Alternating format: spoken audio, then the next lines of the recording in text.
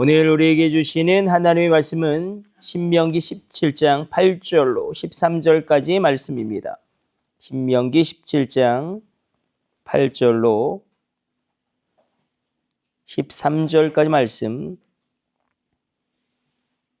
우리 같이 읽습니다.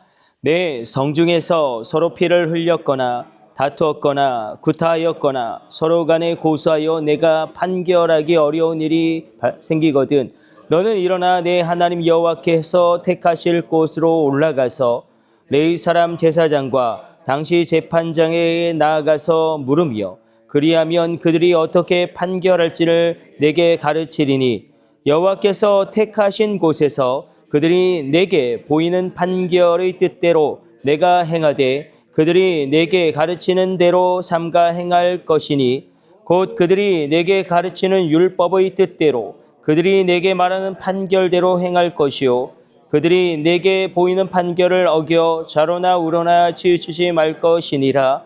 사람이 만일 무법하게 행하고 내 하나님 여호와 앞에 서서 섬기는 제사장이나 재판장에게 듣지 아니하거든 그 사람을 죽여 이스라엘 중에서 악을 제하여 버리라. 그리하여 온 백성이 듣고 두려워하여 다시는 무법하게 행하지 아니하리라. 아멘. 오늘 본문의 말씀은 이제 이스라엘 백성들에게 이 어떤 분쟁이 일어났을 때 그것을 어떻게 해결할지에 대하여 하나님 말씀하고 계십니다. 우리는 재판장에게만 사실은 판결을 받죠. 그러나 신앙 공동체인 이스라엘 백성들은 또 반드시 제사장에게도 함께 판결을 받게 하심으로 말미암아 하나님이 정하신 그 어떤 영적인 법칙, 율법의 규례를 그들이 동시에 지키게 하나님은 이끄셨습니다. 그러니까 레위 사람 제사장이 있겠고 또 재판장이 있겠죠. 그래서 이건 양 측면에서 하나님이 둘 다에게 경고하고 있는 말씀이기도 합니다. 이 판결에 대해서 이스라엘 백성들이 순복하라. 그리고 제사장과 재판장들 이제 그들에 대한 말씀도 이제 나옵니다. 그들은 하나님께서 친히 그 모든 것에 대하여 기억하시기 때문에 판결을 굽게 하거나 뇌물을 받거나 아니면 잘못되게 자기의 유익을 위해서 판결을 내릴 때는 하나님이 그들을 심판하실 것임을 또한 명백하게 이야기하고 있습니다. 굉장히 독특하죠. 어떤 분쟁과 어떤 갈등이 발생하였을 때에 재판장에게 판결을 받는 건 당연히 우리가 수긍할 수 있는데 그것을 제사장과 함께 판결을 받아라. 이 말씀은 율법과 관련이 있습니다. 레위 사람 제사장들이 율법을 관장하고 있는 그런 역할을 감당해야 하기 때문에 두 가지를 다 보는 것이죠. 그러니까 하나님 앞에서 판결을 받을 때는 어떤 이 법에 대한 것도 보겠지만 그러나 어떤 영적인 것이라든지 어떤 특별한 하나님이 주신 그 율법에 대한 규례에 대하여 그것을 하나님께서 같이 보시게 하심으로 말미암아 그들이 판결이 단순히 세상적인 어떤 헌법의 그런 가치에만 함몰되어지는 것이 아니라 영적인 가치, 하나님이 주신 율법에도 부합되는지를 분명하게 그것을 보게 하십니다. 그래서 오늘 본문의 말씀을 이렇게 우리가 받아들이기를 원합니다. 이것을 너희가 인정해라. 재판장들과 그리고 제사장들은 하나님이 아주 격렬하게 그들에 대하여 평가하시고 그들을 심판하심에 대한 말씀이 또 나옵니다. 그러나 이스라엘 백성 입장에서는 이것에 대하여 너희가 순복함으로 말미암아 질서를 유지해라. 그래서 전반적인 기조는 무엇이냐면 질서의 하나님이죠. 질서의 하나님이 질서를 어떻게 유지하게 할 것이냐. 그러니까 질서의 하나님에 대해서 끊임없이 이야기하고 있는 본문 가운데 오늘 본문도 해당이 됩니다. 질서의 하나님이다. 하나님은 질서의 하나님이십니다. 그래서 그 질서대로 하나님께서 이루시기를 원하시는 이스라엘 신앙 공동체에게 그 나아가야 할 방향을 말씀하십니다. 질서가 있어야겠죠. 우리가 고린도 교회의 문제가 무엇이었습니까? 은사도 많았고 뜨거움도 많았지만 무질서한 것이 문제였죠. 무질서함에 대하여 하나님은 경고하시고 질서 없음에 대하여 하나님은 굉장히 그것을 심각하게 받아들입니다. 하나님이 정한 질서를 따른다는 것은 굉장한 의미가 있습니다. 질서의 하나님이시기 때문에 그 질서를 너희가 인정해라. 하나님이 세우신 질서를 너희가 인정해라. 그리고 또한 이 재판장들이나 이 제사장들이 하나님의 뜻과 다르게 나갔을 때에 그것에 대하여 바로잡을 것을 또한 말씀하고 있습니다. 그래서 하나님이 지금 오늘 본문에서 이야기하고 계신 것은 나는 질서의 하나님이기 때문에 너희가 질서대로 그리고 규모 있게 그렇게 살아가고 그렇게 신앙 공동체 가운데도 행해야 한다.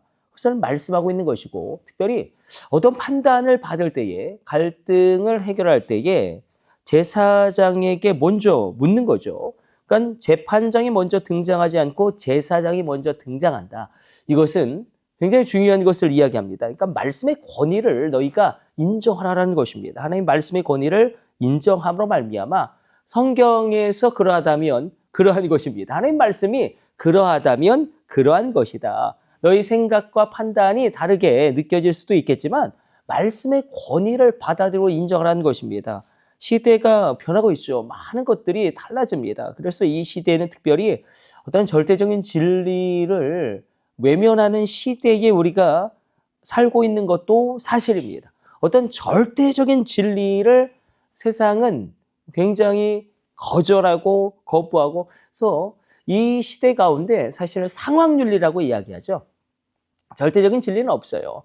그냥 상황에 따라서 그 진리가 판별되어지는 것입니다. 그것이 이 시대 가운데 팽배해 있는 상황윤리이고 그러나 하나님은 그렇지 않죠. 말씀이 그러하다면 그러하기 때문에 하나님이 정한 것 가운데 하나님이 분명하게 말씀하신 것 가운데 그것이 아닌 것을 우리가 따라갈 수는 없는 것입니다. 그러므로 질서의 하나님 그리고 말씀의 권위를 너희가 인정함으로 받아들여라. 이것이 본질적인 것이고 제사장들에게 이 판결의 권한을 주신 것은 이스라엘 신앙 공동체와 관련이 있고 말씀의 어떤 권위를 받아들임으로 그들 가운데 바로 잡게 하기를 원하시는 그 모든 것들을 하나님께서 이루어 나가시기를 원하심을 우리가 보게 됩니다. 그래서 오늘 우리가 기도하기를 원하는 것은 하나님 우리 삶 가운데 하나님께서 원하시는 대로